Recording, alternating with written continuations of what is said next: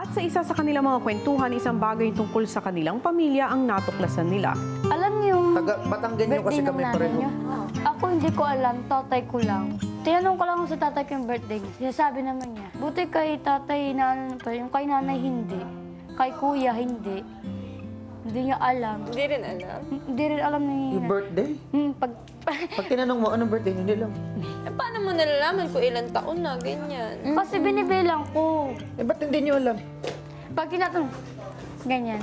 Hindi na Pag kinakausap, Siguro kasi hindi lakad. kasi sineselebrate. Kasi hindi sineselebrate, nalimutan na. Kasi sa amin, hindi namin hinanda. Hindi sineselebrate. Parang ganyan, parang wala kami panghanda. Kaya parang wala na lang ka. Si Rita na ikwento rin kay Kuya ang kanyang saloobin tungkol dito. Kuya, yung bunso ko pong kapatid, 2 taon na po siya. Ngayong August 22 po. Kaso lang po, wala po kaming handa pag ganyan pong ano po. Anong pangalan ng bunso mong kapatid? Linda po, kuya. Siya po ay malambing. Sa tuwing pumapasok po kami, lahat po ng mga sapatos namin minsan po kinukuha niya para sa amin. Ano bang gusto mong mangyari kapag merong nagdiriwang ng kaarawan?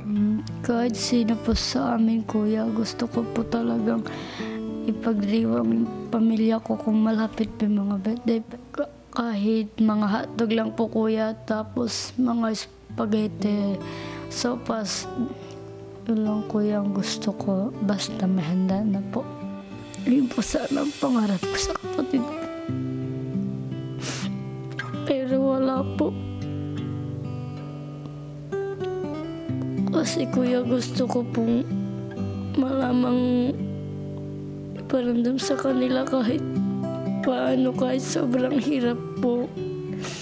Kahit konti, gusto ko lang sila pumabigyan ng kanilang mga ganitong bagay.